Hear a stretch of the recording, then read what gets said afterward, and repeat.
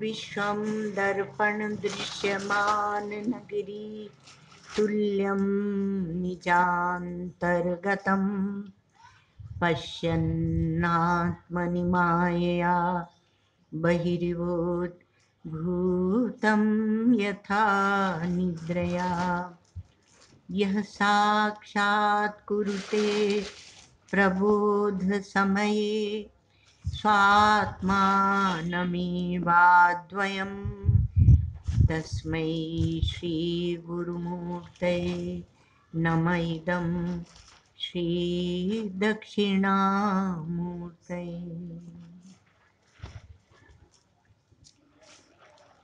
सा दृष्टिः सूक्ष्मलक्ष्या स्थिरचरविषया वासना स्पर्शशून्या सा दृष्टिः दृश्यमुक्तं करणमिव परं सम्प्रसादैकरूपा सा दृष्टिर्यत्र नान्यत् सकलमविकलं ब्रह्म प्रत्यक्प्रशान्तं श्रीपूर्णानन्दनेत्र द्वयरसविलसत् पूर्णकारुण्यमात्रम् अखण्डानन्द सम्बोध पूर्तये ब्रह्ममूर्तये सुधास्मितसमाश्लिष्ट नेत्रान्तस्फूर्तये नमः।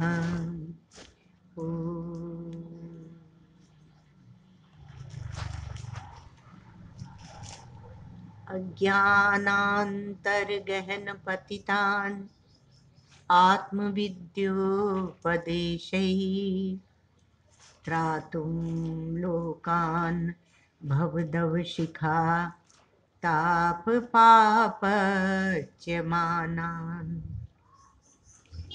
मुक्त्वा मौनं वटविटपिनो मूलतो निष्पतन्ति शम्भोर्मूर्तिश्चरति भुवने शङ्कराचार्यरूपा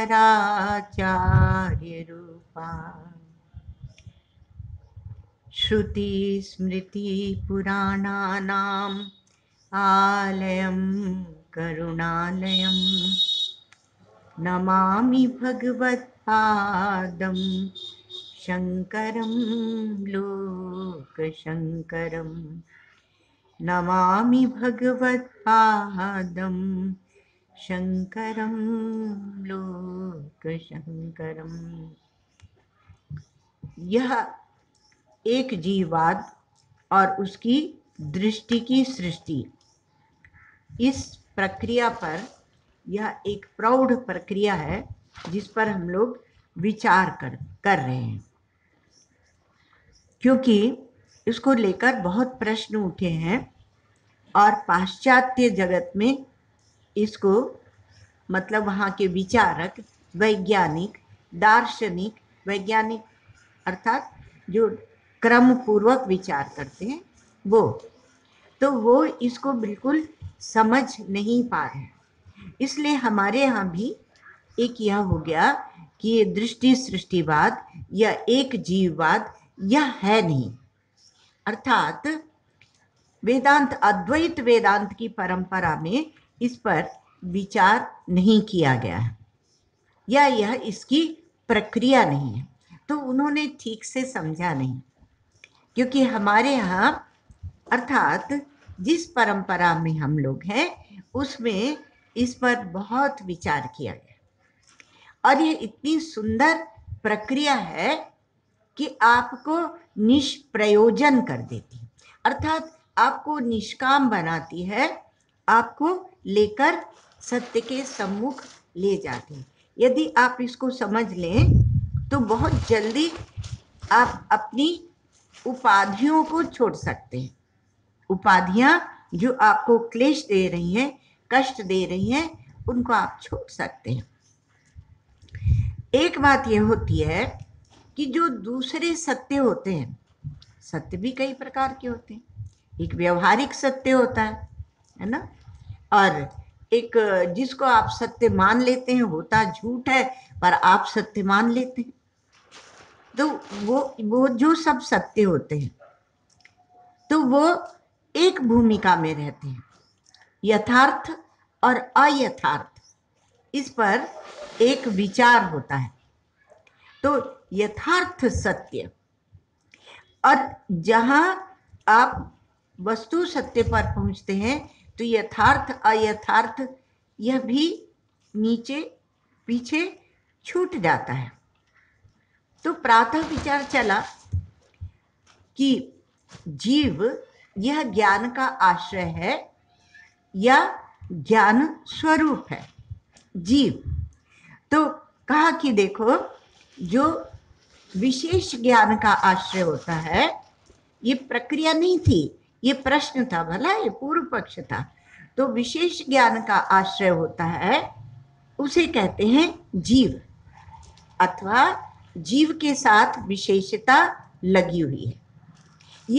यह बात किसने रखी थी? याद है आप लोगों को? हमारे आचार्य श्री रामानुजाचार्य जी महाराज ने ये बात रखी। उन्होंने कहा कि देखो भाई, ये दो प्रकार से विभाजन हो जाता है। तो उन्होंने जीव को पृथक लिया और ईश्वर को पृथक लिया। तो जीव क्या है? तो कहा कि वो विशेष ज्ञान का जो आश्रय है वह जीव है, और जो सामान्य ज्ञान का आश्रय है वह ईश्वर है। तो प्रश्न ये उठाया गया, अब ये सिद्धांती तो प्रश्न उठाने को तैयार बैठे रहते हैं। तो उन्होंने कहा कि आप हमें ये बताइए कि वह ज्ञान से अलग है या ज्ञान स्वरूप है? ज्ञान स्वरूप है। हमारे ज्ञान स्वरूप की बात बहुत चलती है। तो ये जब ये प्रश्न उठाया तब ये उपासक आए। उन्होंने कहा कि एक धर्म ज्ञान है, एक धर्मी ज्ञान है। धर्म ज्ञान और धर्मी ज्ञान। तो धर्म ज्ञान क्या है? जीवाश्रित वृत्ति ज्ञान, और इसलिए उसका क्या होता है, वो आता है और जाता है। इसके लिए उन्होंने दृष्टांत क्या लिया? कहा सुषुप्ति का लिया, कि सुषुप्ति में नहीं रह जाता है, उसका लोप होता है और उसका जागरण होता है, धर्म ज्ञान का। और जो धर्मी ज्ञान है वह उसकी अपेक्षा वह रहता है। तो विशेष को लेकर और सामान्य को लेकर ये भेद बनाया गया। तो ये क्या है?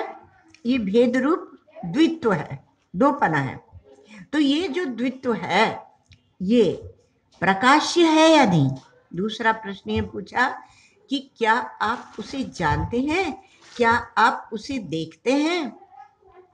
क्योंकि हमारे वेदांतों की जो देखो, जो अद्वैत वेदांत है उसको वेदांत कहते हैं, और बाकी सब जो ब्रह्म सूत्रों में भले टीका लिखी हो, द्वैतवादी, विशिष्टाद्वैतवादी, द्वैताद्वैतवादी, शुद्धाद्वैतवादी, उन सबको उठाकर और उपासक वर्ग में रखा जाता है। तो जब आप, अथवा तो उनको वैष्णव कहा जाता है, वैष्णव वर्ग में रख देते हैं। तो उपासक वर्ग दार्शनिक विभाजन है, ये सबके लिए नहीं है, मतलब व्यवहार के लिए नहीं है। पर दार्शनिक समझ का यह एक विभाजन है।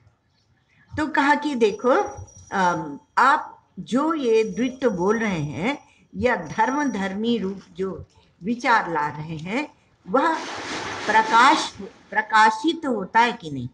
प्रकाश्य है तो दृश्य है, और प्रकाश्य नहीं है तो हम जो वेदांती हैं, हम किसी परोक्ष सत्ता को स्वीकार नहीं करते, भले वो ईश्वर ही हो। थोड़ा मजबूत होके बैठना, हल्के होके नहीं बैठना। भले वह ईश्वर ही क्यों ना हो, पर अगर वह परोक्ष है, अर्थात हमारे अनुभव में नहीं आता है, तो हम उसको कल्पना कह के और छोड़ देते हैं। कहा महाराज आप लोग तो बड़े कठोर हो। तो देखो, बात ऐसी है कि जहां शुद्ध निखालिस सत्य का विचार किया जाता है, उसको क्या बोलते हैं श्री गुरुदेव की भाषा में? दार्शनिक सत्य। तो ये जो दार्शनिक सत्य है, वह किसी प्रयोजन की अपेक्षा नहीं रखता है। प्रातः किसी ने पूछा था कि ईश्वर के साथ ऐसा क्यों लगाना है उपाधि आदि, और यदि जीव की दृष्टि ही सृष्टि है, और यदि एक जीव से ही हमारा प्रयोजन सिद्ध हो जाता है, तो हम विचार में ईश्वर को क्यों लाए? प्रश्न ये उठा था। सुंदर बात है, क्यों लाए हैं? क्योंकि ईश्वर को आप लाए हैं एक प्रयोजन से, और यहां क्या है? आप प्रयोजन छोड़कर विचार कर रहे हैं। ध्यान देना, है ना? तो दार्शनिक सत्य जो है वह प्रयोजन की अपेक्षा नहीं रखता है। आप वहां पर प्रयोजन मत लाइए। इसलिए जब जीव अपनी उपाधि, बात यह आई थी कि जब जीव अपनी उपाधि छोड़ता है तो ईश्वर भी अपनी उपाधि छोड़ देता है। अब केवल शुद्ध चैतन्य रहेगा, और ईश्वर सिद्ध ही तब होता है जब वह हमारी आत्मा से एक हो जाता है। नहीं तो ईश्वर काल्पनिक रहेगा, ईश्वर परोक्ष रहेगा। भगवान इसीलिए गीता में कहते हैं ईश्वरः सर्वभूतानां हृदयेषु तिष्ठति। हे अर्जुन, तो कहा कि सबके हृदय में विराजमान है वह ईश्वर। और भ्रामेन सर्वभूतानि यंत्रारूढ़ानि माया, तो ऐसा जो ईश्वर है, तो वहां जब तक आप जीवत्व को ओढ़े हुए हैं, तब तक ईश्वर भी आपका नियमन करेगा, आपका शासन करेगा, और अपने ईश्वरत्व को बरकरार रखेगा। तो ये दार्शनिक सत्य क्या है? और प्रयोजन की अपेक्षा नहीं रखता। इसका अर्थ क्या है?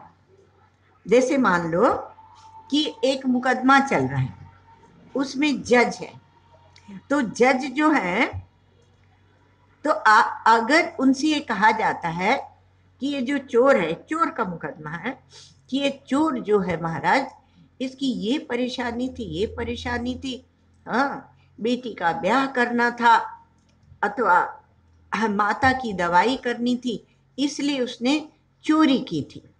तो ये इस चोर की प्रयोजन का वहां मुकदमे में कोई महत्व नहीं होगा। आप भले इसको कठोरता कहें या जो भी कहें, किंतु कानून के विरुद्ध काम किया तो वह दंड का भागी होगा, चाहे प्रयोजन कितना भी उत्कृष्ट रहा। भीष्म पितामह, उनका अपने पिता से अत्यधिक प्रेम था, देवव्रत। तो वो जब अपने पिता को पिंड दे रहे थे, तो वहां गंगा जी से उनके पिता का हाथ आ गया ऊपर, तो अपिंड दे रहे, तो उन्होंने कहा ब्राह्मणों से कि आपने कहा ये पिंड इस पटे पर रख दो, पर मैं इस पटे पर रखूं कि साक्षात मेरे पिता का हाथ आ गया है उसके ऊपर रख दूं यह पिंड?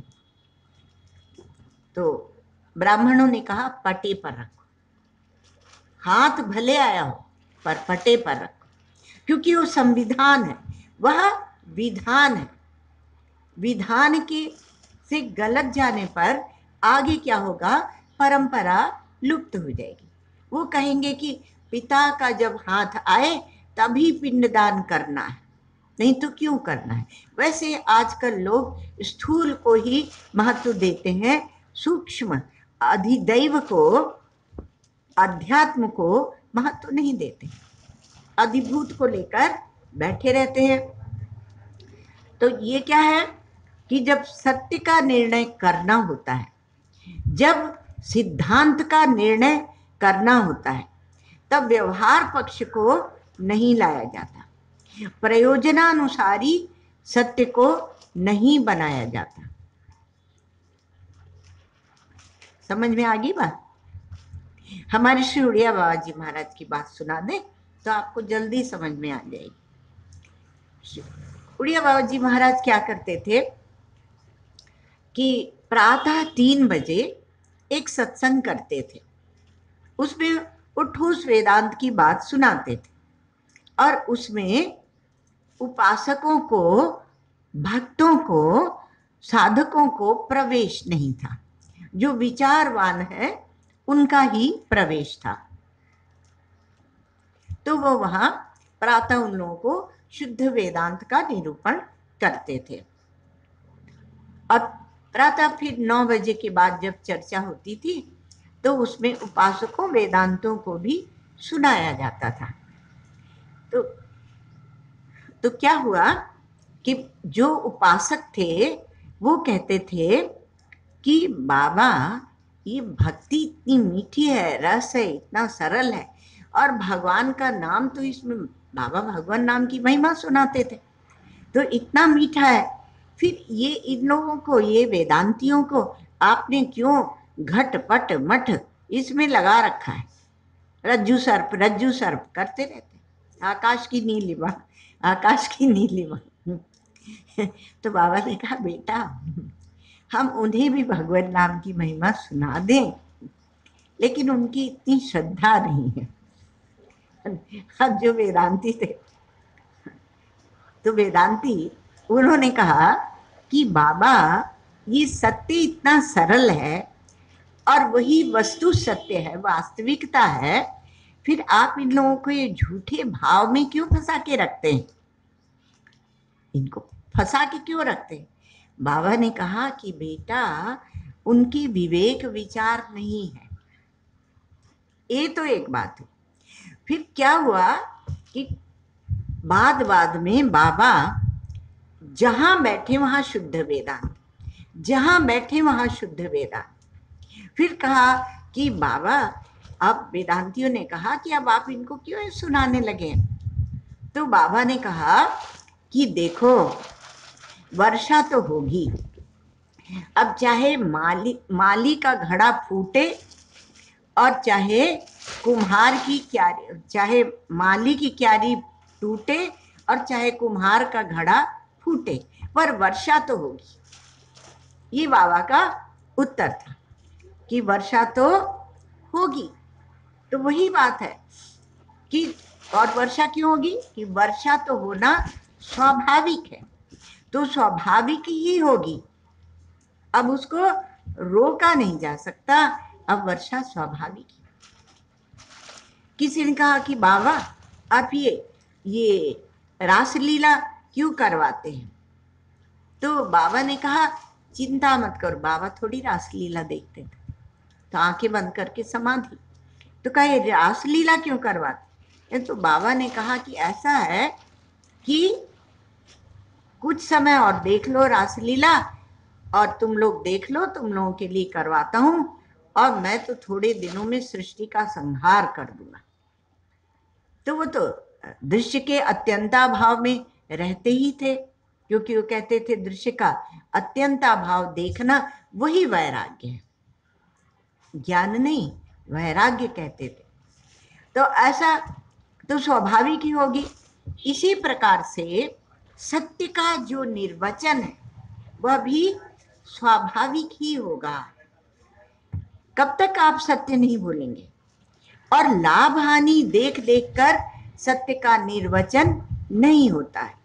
किसी को लाभ होगा तब तो अपन सत्य की बात बोलें, और लाभ नहीं होगा तो क्यों बोले? हानि होगी तो क्यों बोले? तो ये लाभ हानि का निर्णय भी कौन करेगा, कैसे किया जा सकता है? अच्युत मुनि जी महाराज गंगा किनारे के सिद्ध संत थे, अनूप शहर तरफ के। तो वहां पर वो पंचदशी आदि सुनाते थे और लोग सुनते थे। साधक विचारक गांव के लोग, पहले सबके पास समय भी होता था, अब तो समय ही नहीं कि सुने, तो वो सुनते भी थे। तो क्या हुआ कि गंगा जी के उस पार एक जो उसमें से विचारक था वो एक दिन नहीं आया। तो लोगों ने पूछा दूसरे ने कि कहाँ गए थे? तो कहा गंगा जी के उस पार, तब नाव चलती थी, एक योगी आया है तो सिर का दर्द, पेट का दर्द ठीक कर देता है। तो इसलिए मेरे पेट में दर्द था तो मैं उसके पास गया। उसको त्राटक सिद्ध है और उसने त्राटक किया और मेरा पेट ठीक हो गया, पेट का दर्द ठीक हो गया।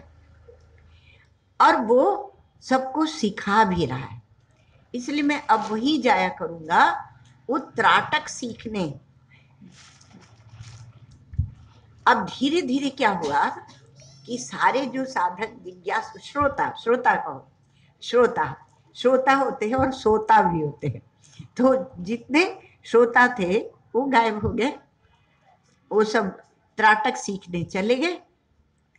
तो अब अच्युत मुनि जी महाराज ने कहा कि कहाँ भाग गए सब? तो किसी ने बताया कि वो गंगा के उस पार गए हैं, कोई योगी आया है तो उसको वो उन सबको त्राटक सिखा रहा है। तो उन्होंने कहा अच्छा।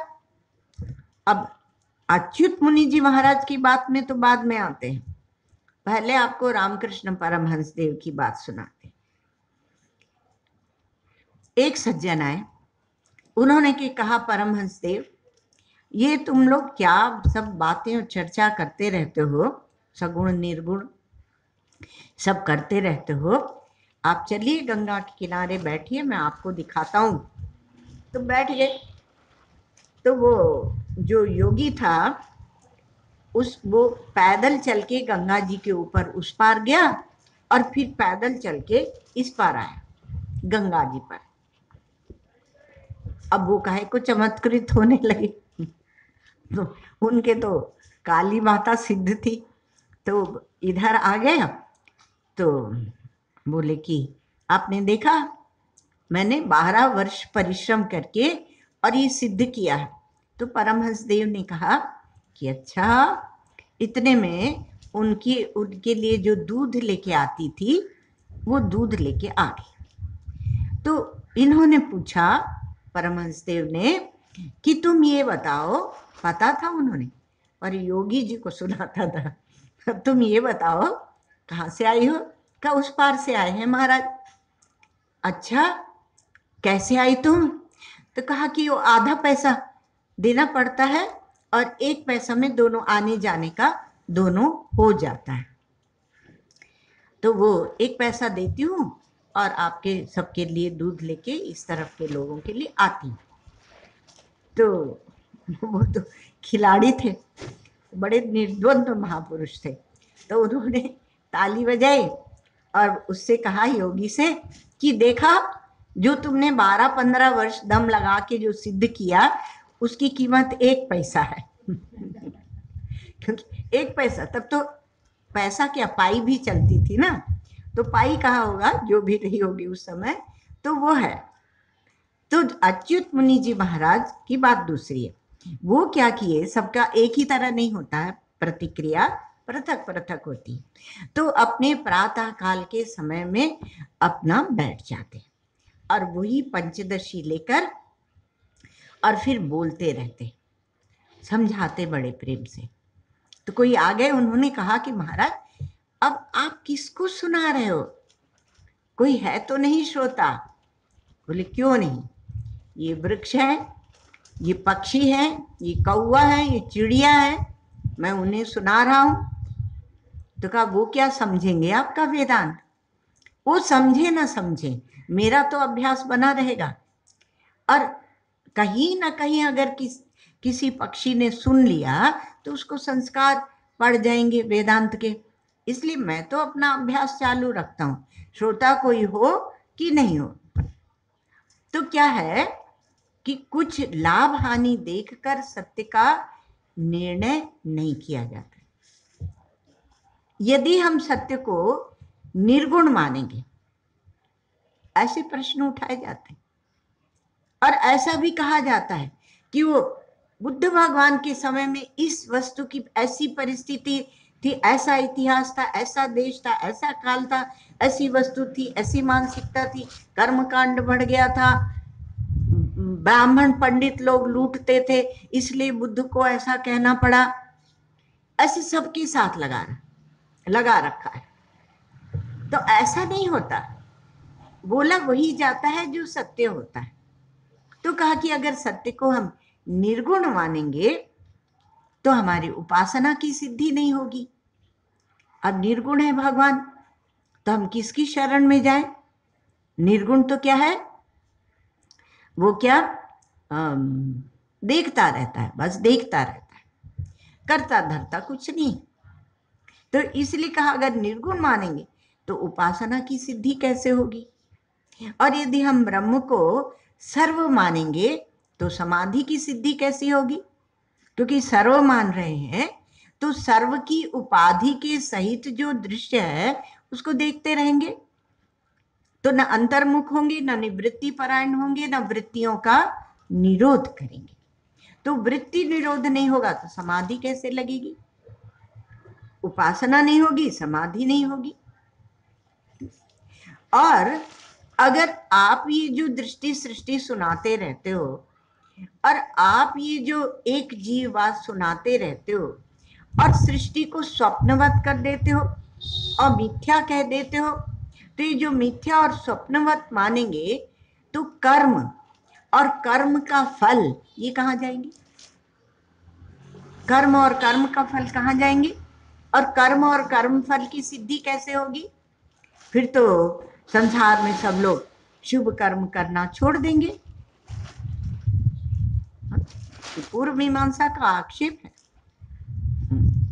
आमना यस्य क्रियार्थत्वात्, आमनाय जितना है शास्त्र वो क्रिया के लिए है। अनर्थक्यम अतदर्थानाम, और अगर आप उसका कर्म में विनियोग नहीं करते हैं तो अनर्थ होगा। तो ऐसा कहा, तो इसलिए कहा कर्म और कर्म फल की सिद्धि नहीं होगी। अब क्या करें? सत्य विचारा क्या करें? ये सब तो फले फूले, क्या फले फूले? उपासना फले फूले, योग फले फूले, समाधि फले फूले, और कर्म फल का सिद्धांत फले फूले। और सत्य क्या करे? वो चुपचाप बैठा रहे, कहीं गुफा में भेज दो उसको, गुफा में बैठा रहे। तो इतना सब सोच विचार करके ब्रह्म का निर्णय नहीं किया जाता। इसलिए कहा कि देखो ये सब जो बात आप करते हैं ये सब अंतःकरणगत हैं, अर्थात जब तक अंतःकरण को मुख्य मानते रहते हो तब तक है। और सत्य क्या है? मन बुद्धि से परे है। तो सत्य जो अंतःकरण से परे है, तो अंतःकरण के परिप्रेक्ष्य में ही यदि उसको आप लिए रहेंगे तो कैसे सत्य का ज्ञान होगा? तो ब्रह्म तो जैसा है वैसा ही उसका विचार होगा। अब वैदिकों के सामने, क्योंकि हमारे वेद प्रमाण है, वेदों का अंतिम भाग वेदांत प्रमाण है, मूर्धन्य भाग, शिखर भाग, अंतिम भाग ये वेदांत, ये उपनिषद सिद्धांत, ये श्रुति, तो ये प्रमाण है हमारे। तो इसलिए वैदिकों के सामने एक चुनौती हो गई कि वेद प्रमाण है कि वेद अनुवादक है। सब इस पर विचार चलता है, क्योंकि यदि आप दुनिया को देख देख कर और तब ब्रह्म का विचार करेंगे तो क्या होगा, वह ब्रह्म प्रयोजनानुसारी हो जाएगा और वेद क्या होंगे, अनुवादक हो जाएंगे। जैसे सबने कहा कि चलो एक इसकी महामारी की दवा बनाई जाए, तो दवा जब बनाने लगे तो प्रयोग कर कर के देखा गया, इतना फायदा, इतने को काम आ रहा है, इतने को नहीं आ रहा, तो उसको क्या कहते हैं, वह अनुवाद, अनुवाद कहते हैं, उस शास्त्र को अनुवाद कहते हैं। तो देख देख के क्या आप ब्रह्म का विचार करेंगे, तब आपका वेद अपौरुषेय नहीं रहेगा। वेद की अपौरुषेयता को आपकी ब्रह्मानुभूति ही सिद्ध करती है, नहीं तो आपके पास ब्रह्म को क्या, वेद को सिद्ध करने का कोई उपाय नहीं। प्रत्यक्षेणानुमित्या वा यस्तु पायो न विद्यते एनम विदन्ति वेदेन तस्मात् वेदस्य वेदता। जो प्रत्यक्ष और अनुमान के द्वारा हम जिसको नहीं जान सकते, उसको जानने के लिए कहाँ जाएंगे। जैसे कि पारलौकिक वस्तु, जैसे देह के बाद की वस्तु, उसको हम कैसे जानेंगे। तो इसलिए कहा वो प्रत्यक्ष नहीं, अनुमान के द्वारा भी नहीं जान सकते, तो उसको क्या करते हैं, वेद के द्वारा जानते हैं। तो इसलिए वेद अपौरुषेय है। तो धर्म और ब्रह्म, धर्म ब्रह्मणि वेदैक वेद्यम, धर्म और ब्रह्म को आप केवल वेद से जान सकते हैं, विज्ञान से नहीं। आजकल तो विज्ञान बोलते हैं कि विज्ञान भी वही सिद्ध कर रहा है जो हमारे शास्त्रों में लिखा है, इससे हमारे शास्त्र की महिमा नहीं बढ़ती। विज्ञान की महिमा भले बढ़ती हो, पर हमारा शास्त्र तो स्वतः सिद्ध और स्वयं प्रमाण और अपौरुषेय। तो परिनिष्ठित जो वस्तु है जिसको आप हिला नहीं सकते, परितः अभितः निष्ठित संस्था, ब्रह्म संस्था। तो ऐसी जो परिनिष्ठित वस्तु है, अव्यय जो वस्तु है, जो हिलती डुलती नहीं है, बदलती नहीं, परिवर्तित नहीं होती है, उसको आप किससे जानेंगे, तो उसको आप जानेंगे उपनिषद प्रमाण से। उपनिषदों पर व्याख्या, भाष्य भगवान शंकराचार्य ने लिखे, दूसरे आचार्य नहीं लिख पाए।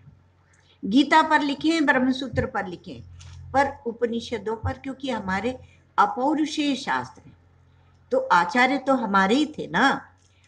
द्वैतवादी जितने भी आचार्य थे तो हमारे ही देश के थे और हमारे ही थे।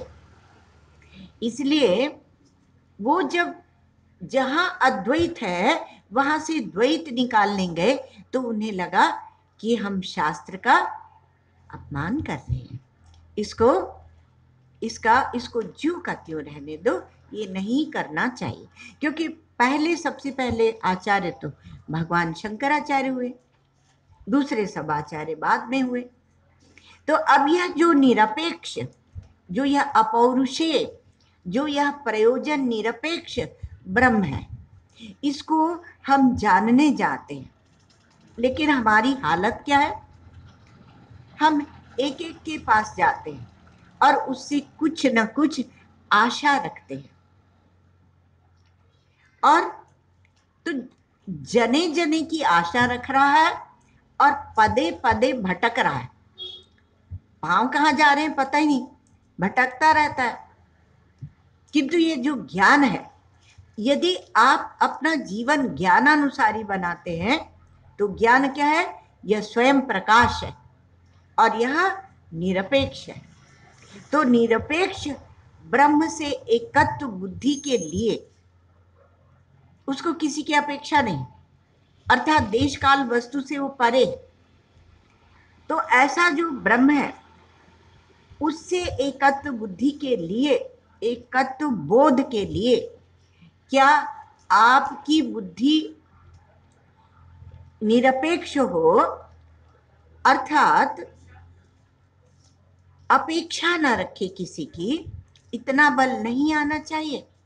हम जब अपने श्री गुरुदेव के पास आए तब हमने उनसे सुना कि अपेक्षा शब्द का अर्थ होता है अपगतम ईक्षणम यस्मात्। जब दृष्टि हमारी चली जाती है तब हम अपेक्षा रखते हैं। जीवन देखो, जिसके जीवन में अपेक्षा नहीं है किसी से कुछ, वो क्या है? उसके लिए क्या कहते हैं? अरे वो तो मस्त है। मस्त है क्या? वह अपने विचार में डूबा हुआ है। तो निरपेक्ष ब्रह्म से एकत्व बोध के लिए आप एक एक व्यक्ति से जो अपेक्षा रखने जाते हैं वह दुर्बल बुद्धि है। किसी से कुछ अपेक्षा नहीं रखो। जब भगवान कहते हैं योगक्षेमम भाम्यम, अर्थात तुम्हें निरपेक्ष बनाते हैं जिसमें तुम ब्रह्म के बोध को समझ जाए। तो बल आना चाहिए आपकी बुद्धि में। नायमात्मा बलहीने न लभ्य, बुद्धि में बल आना चाहिए।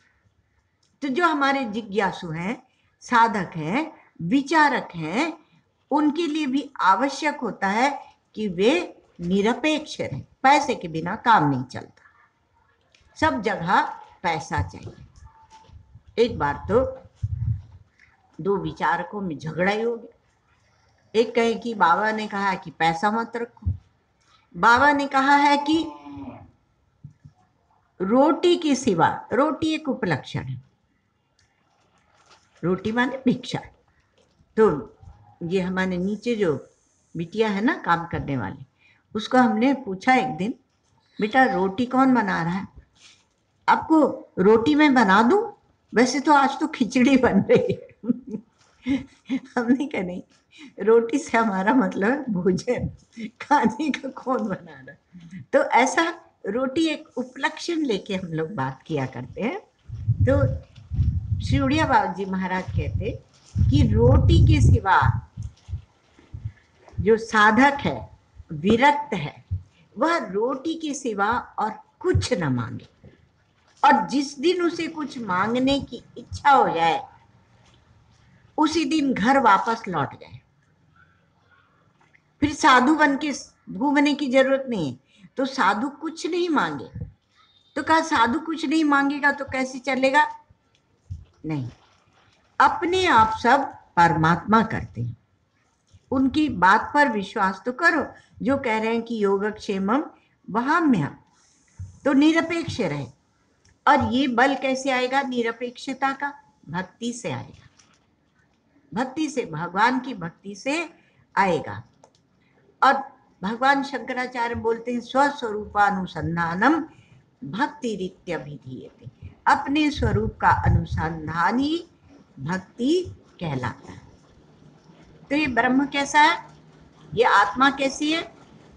स्वयं प्रकाश और निरपेक्ष। तो निरपेक्ष माने अपेक्षा नहीं है, अर्थात ईक्षण शक्ति, ईक्षण शक्ति गई नहीं, दृष्टि गई नहीं है। दृष्टि को कचरे में मत फेंको। आपको बहुत बड़ी चीज दी है दृष्टि परमात्मा ने। इस दृष्टि को विवेक में रखो, विचार में रखो, इसको कचरे में, जड़ पदार्थों में मत डालो। इसीलिए संग्रह परिग्रह का भी निषेध किया जाता है। और स्वयं प्रकाश क्या है? स्वयं प्रकाश और बढ़िया बात है, अभी एक लाइन में बोल देते हैं, फिर कभी चर्चा होगी। अविद्यत्वे सति अपरोक्षत्वम स्वप्रकाशत्वम, जो इंद्रिय मन बुद्धि आदि के द्वारा जाना न जाए, अवेद्य है, और फिर भी क्या है? साक्षात अपरोक्ष है, उसको बोलते हैं स्वयं प्रकाश। ब्रह्म सूत्रों में चर्चा चली तो उसमें कहा कि ये तो परमात्मा ब्रह्म ब्रह्म का जो विचार है तो वह तो अविषय है, अविषय है तो हम उसको कैसे जान सकते हैं। तो भगवान भाष्यकार वहां कहते हैं न तावद अयम एकांतेन अविषयः अस्मत् प्रत्यय विषयत्वात्, एकदम वो अविषय ऐसा नहीं, आपके अंदर मैं के आत्मा के रूप में वह ब्रह्म वह परमात्मा स्फुरित होता है। तो अपरोक्षत्व वो साक्षात अपरोक्ष भी है।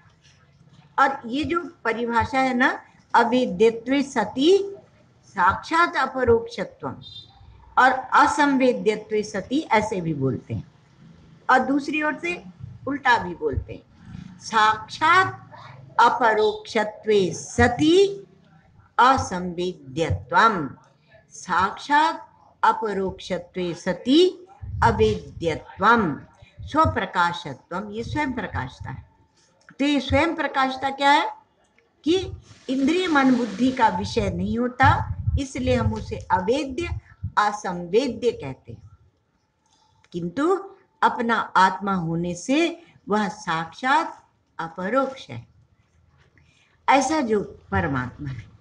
अब इसको जो ये विचार की प्रक्रिया चल रही है तो उसमें एक जीवात्मा की प्रक्रिया अर्थात जो आपकी जीवात्मा है वो परमात्मा ही है, और उसकी दृष्टि का ही विस्तार ये संपूर्ण दृश्य प्रपंच है।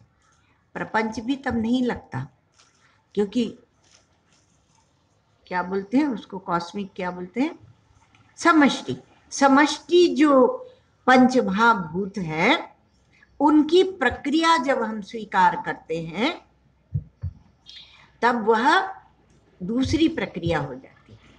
और ये दृष्टि सृष्टि में समष्टि पंचमहाभूत की प्रक्रिया को भी स्वीकार नहीं किया गया।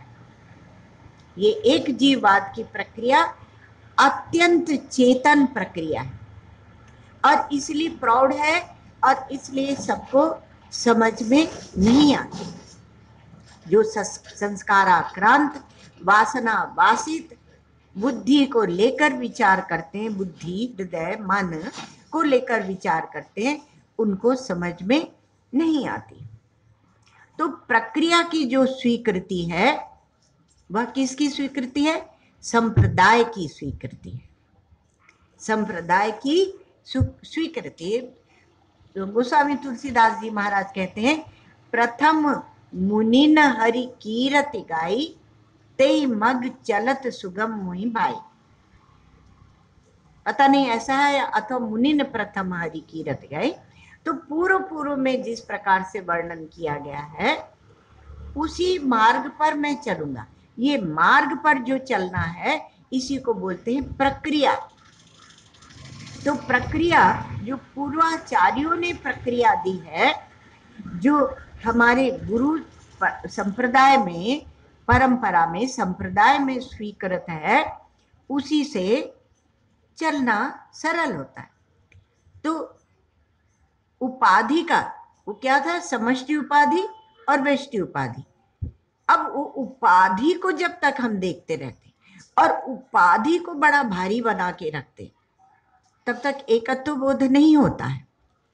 तो उपाधि के त्याग की सामर्थ्य और एकदम इस सत्य की स्वीकृति, तो ये कैसे आता है, अगर हम संप्रदाय प्रक्रिया के अनुसार चलते हैं तो हमारे पूर्व के जो ऋषि मुनि हुए, जो आचार्य हुए, उनका संकल्प उनकी शक्ति भी हमारे साथ लग जाती, तब हम दीनहीन नहीं होते, हम छोटे नहीं होते, हम शक्तिशाली हो जाते हैं।